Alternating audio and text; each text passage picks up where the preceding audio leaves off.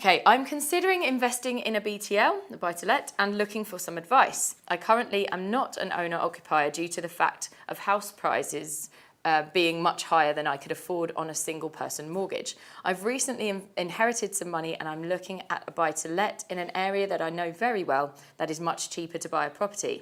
I could afford a property of 80k by putting down a 20% on a buy-to-let. My IFA has found me a few lenders who would lend to me on this basis. I've worked out a yield of around 10% a year with a rent of $450 to $500 per calendar month. I've read that the rules are changing the amount of income tax that I'd have to pay on the income. I just need to know whether it's worth it, or is there a better way to grow my 20k over the next 5 or so years? Thanks.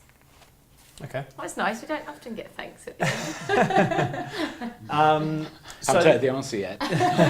This is something that's quite common. It's something that I didn't coin. I actually took it from Australia. Rent vesting, so people that continue to rent and invest because especially in London, it's very, very expensive to buy now. A lot of young professionals who can't afford to buy where they want to live continue to rent in desirable locations and invest in more affordable areas where they can still get on the property ladder but at a more affordable price.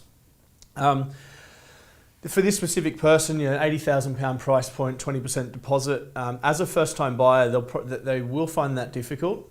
The average maximum for most lenders is 75% for a buy-to-let, and with some lenders it's even lower for first-time buyers, especially if you don't own a residential property. They've said that their brokers found them some options, and they probably have. As to whether that will work will depend on their financial position and the property they're buying. Although buy-to-let mortgages are generally a lot more about the property you're buying because that's the serviceability. As a first-time buyer, there's a bit more risk in the lender's mind because it's only the property that you're buying that they have as security. You don't have any other assets they could come after if something went wrong. £80,000 in the UK is definitely the lower end of the market. So I'd be asking, well, where is this property? Does it make sense as a place to invest, and does the property stack up?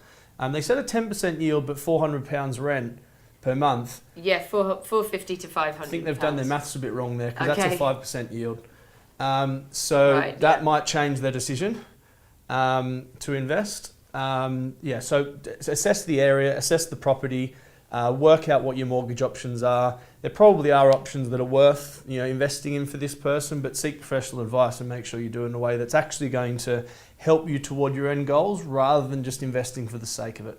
And I'm not sure whether this is something that you cover yourself, but where they say they've read that the rules are changing regarding the amount of income tax they'd have to pay on income, is that something? They are. So Section 24, it changes the way that buy-to-let mortgage interest is able to be tax deductible. Right. And essentially the way that it's written is quite misleading. It says that by 2021, buy-to-let mortgage interest will no longer be tax deductible at all, but you do receive a tax credit at 20%, which also is the basic rate of tax, which effectively means it is still tax deductible at the basic rate of tax. Okay. So this person would only be affected by that if they're a higher rate taxpayer. Right, okay, and from what we're seeing here, maybe not, or maybe they are, but this is, it just finally, is there a better way to grow their 20k over the next 5 years, or is this still the best point I option? make there is, buy-to-let is no longer a do-it-yourself activity. It used to be, it's not anymore. There's a lot more to consider. You do need to be commercially minded and take a business approach to making money through property. And the best way to do that, if you don't already have that knowledge, is to seek professional specialist advice. Great stuff.